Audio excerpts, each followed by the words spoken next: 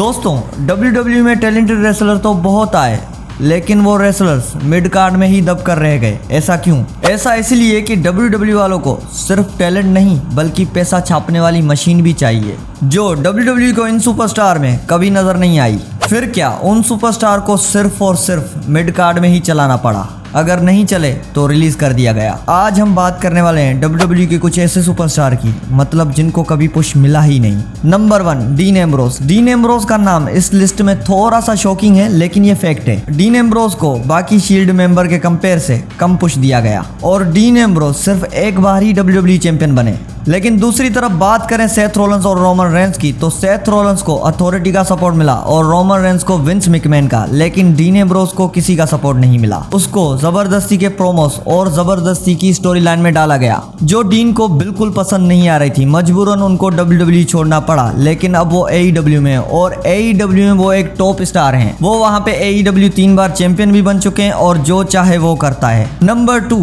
Rusev. Rusev ने जब WWE में एंट्री ली थी तब ऐसा ही लग रहा था कि ये बंदा टॉप स्टार बनेगा, लेकिन नहीं। फिर उसने रूसेव डे वाली स्टोरी लाइन चलाई, जो ज्यादा पॉपुलर भी थी, लेकिन उससे भी काम नहीं बना। उसके बाद रूसेव ने अपनी वाइफ को ही स्टोरी लाइन में डाल दिया, जहां पे लाना का अफेयर चल रहा था बॉबी लेशली से। यह अफेयर याद है ना आपको? लेकिन रूसेव की ये मेहनत और ये स्टोरी लाइन दोनों जाया गई। और यूनाइटेड स्टेट्स चैंपियनशिप के अलावा रूसेव ने WWE में कोई टाइटल जीता ही नहीं। Number 3, Samoa Joe.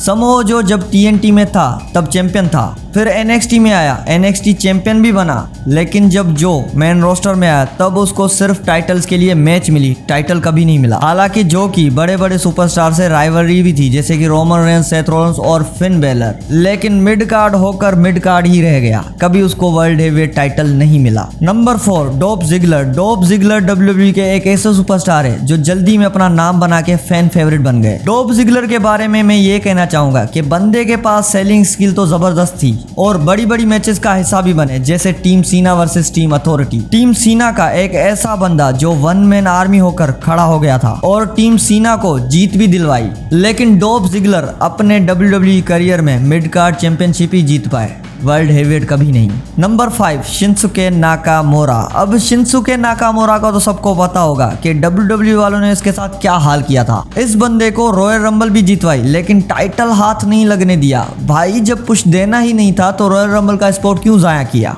मतलब WWE हिस्ट्री में ऐसे कम ही सुपरस्टार रहे हैं जिन्होंने रॉयल रंबल जीती है लेकिन टाइटल नहीं, और शिंसुके नाकामोरा उनमें से एक था। मिड कार्ड चैंपियनशिप्स के अलावा शिंसुके नाकामोरा को कभी पुश नहीं दिया गया। Number 6, Baron Corbin. Baron Corbin को सिंगल टाइटल के नाम पे सिर्फ यूनाइटेड स्टेट्स चैंपियनशिप ही दी गई थी और पता नहीं कितने गिमिक चेंज करवाए। कभी गरीब बन के आ जाता था, कभी अमीर, कभी हैप्पी कॉर्बिन, कभी JBL के साथ। और ये बंदा मेरे हिसाब से इतना अनलकी है कि मनी इन द बैंक होकर भी चैंपियन नहीं बन पाया। मुझे कॉर्बिन के वो दिन याद है जब रोमन रेंस के साथ उसकी राइवलरी थी, मतलब कितना स्ट्रॉन्ग दिखाया जाता था। लेकिन अब देखो रोमन रेंस कहाँ है और बैरन कॉर्बिन कहाँ। इनफैक्ट अभी वो WWE में दिख भी नहीं रहे। Number 7, fin baler. NXT का champion, first ever universal champion, और बस फिन बेलर की यही कहानी खत्म। 2016 में जीता हुआ वो यूनिवर्सल टाइटल जो इंजरी की वजह से वापस देना पड़ा, लेकिन वही सबसे बड़ी गलती थी फिन बेलर की। मतलब 9 साल बंदे ने मिड कार्ड संभाल कर रखा है, मतलब फिन बेलर के नाम पे तो रिकॉर्ड होना चाहिए, most mid card holder.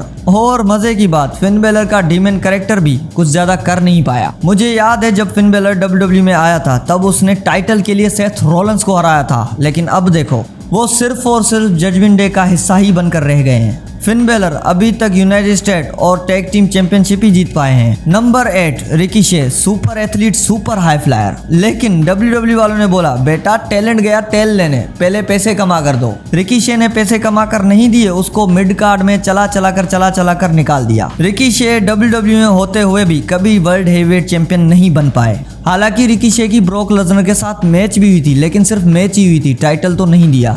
And में रिकीशे को मिड कार्ड से लो कार्ड तक चलाया गया। उसके बाद रिकीशे का कॉन्ट्रैक्ट एक्सपायर हुआ, उसने बोला भाई मैं जा रहा हूँ, बाय बाय। अब रिकीशे AEW में काम करते हुए नजर आ रहे हैं। अगर आपके भी दिमाग में ऐसा कोई नाम है तो कमेंट करके जरूर बताना ताकि मैं उस पर वीडियो बना पाऊँ।